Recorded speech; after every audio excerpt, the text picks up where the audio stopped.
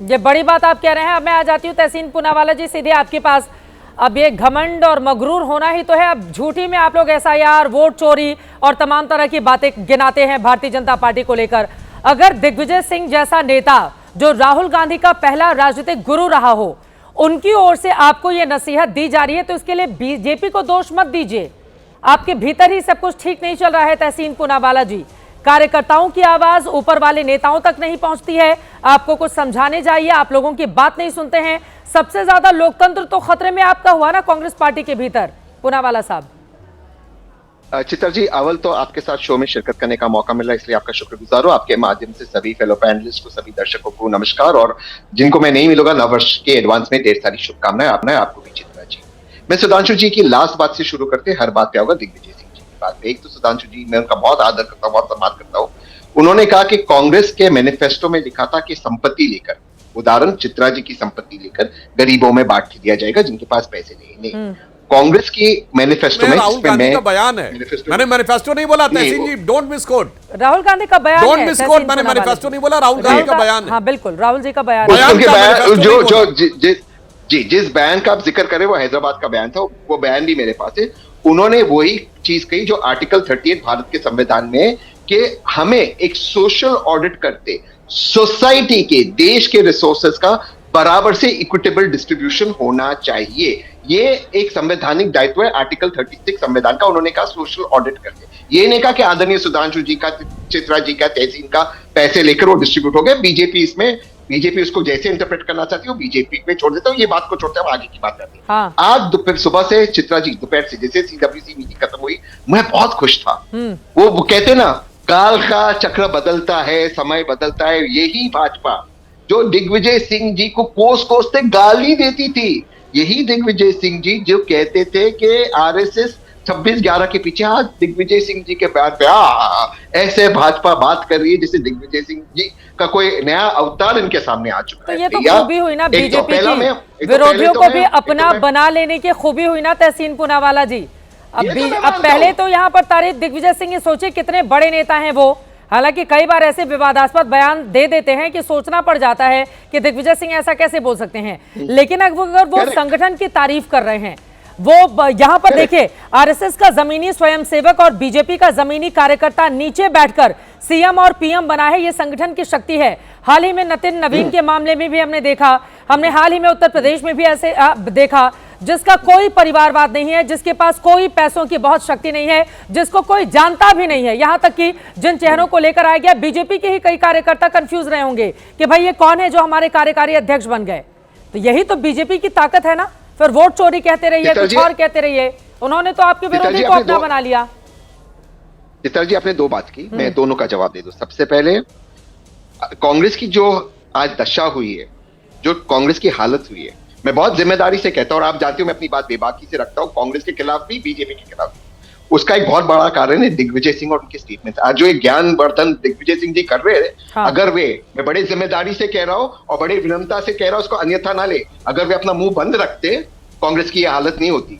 ये जो anti sentiment perception बना है कांग्रेस में, उसमें बहुत बड़ा हाथ आदरणीय दिग्विजय सिंह जी का है। मेरे उनके व्यक्तिगत बहुत अच्छे संबंध है, लेकिन मैं जिम्मेदारी से जो बात कहता हूँ, चाटी ठोक कर कहता हूँ, ये कहता हूँ, उनको पहले अपनी बात, उनका मुंह अगर बंद करते, ये सारी हालत नहीं होती कांग्रेस की। दूसरी बात में जो आपने कहा, हाँ, बीजेपी में तो कोई डायनेस्टी नहीं है। अभी जो इनको अध्यक्ष बनाए नवीन जी, जिसकी आप जिक्र कर रहे थे, 4 बार उनके पिताजी विधायक रह चुके हैं, 4 बार।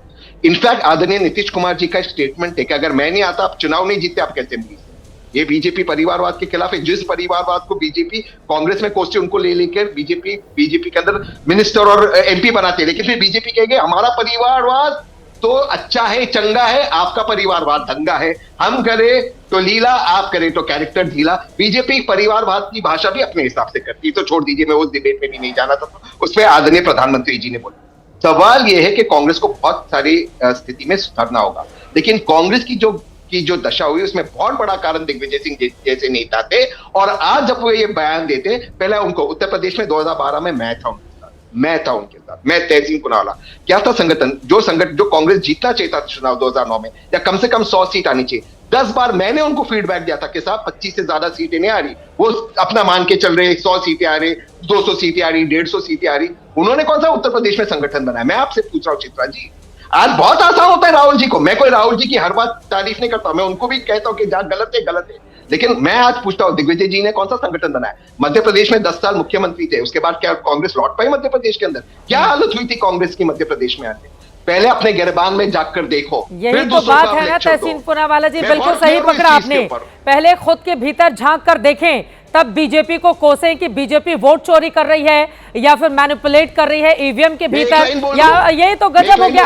अब बिल्कुल सही जा रहे हैं आप लोग, बिल्कुल सही जा रहे हैं। कम से कम चुनाव आयोग को जितना आपने कोसा, आज दिग्विजय सिंह के इस बयान के बाद चुनाव आयोग के लोग भी राहत की सांस ले रहे होंगे कि भाई थोड़े दिन के लिए हम बच जाएंगे। हाँ, एक लाइन बोलिए, सुधांशु जी बोलेंगे, फिर राजीव जी के पास जाएंगे। बोलिए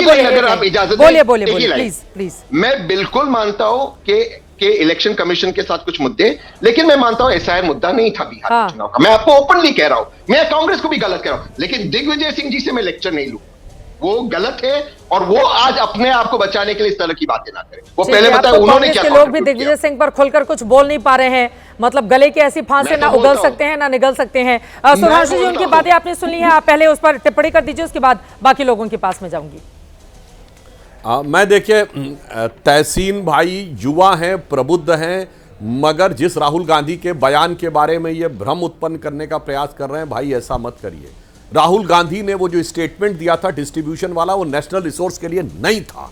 उनका स्टेटमेंट था हम सोशियो इकोनॉमिक सर्वे कराएंगे पॉपुलेशन का, फिर देखेंगे किसके पास ज्यादा है और किनके पास कम है, तब वितरण कराएंगे। नेशनल रिसोर्सेज पे तो आपका स्टैंड बहुत क्लियर है। मनमोहन सिंह के जमाने में 2011 में उन्होंने कहा कि minorities particularly Muslim should have the first right over the national resources of India. तो देश के संसाधनों पर तो मुसलमानों का हक है, और हमारे आपके प्राइवेट संसाधन होंगे तो उसको डिस्ट्रीब्यूट करवा देंगे। ये अल्ट्रा लेफ्टिस्ट, अल्ट्रा अर्बन नक्सल माइंडसेट है जो कि 21वीं सदी के बाद पूरी दुनिया में कहीं देखने को नहीं मिला। अब मैं दूसरी बात कहना चाहता हूं, और आप तो और भी जबरदस्त हैं, जो कहता है कि हम दुनिया लोगों का तो रिसोर्स डिस्ट्रीब्यूट करा देंगे और पार्टी का रिसोर्स अपने पास रख लेंगे।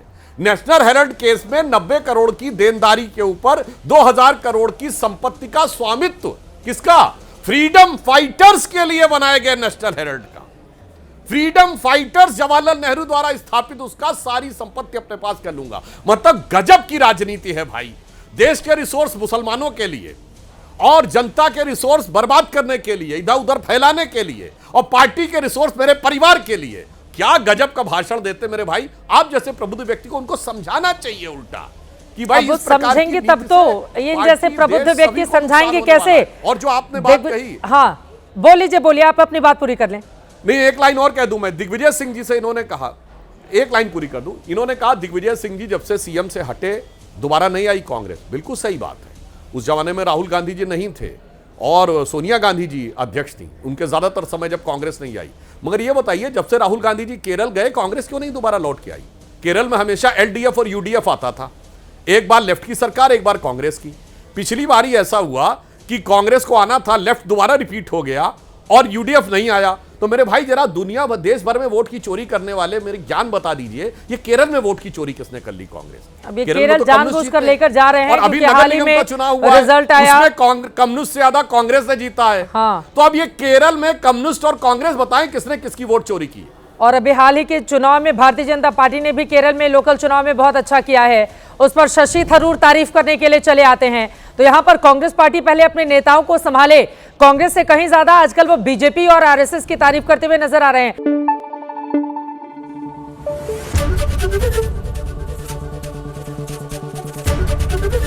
एबीपी न्यूज आपको रखे आगे।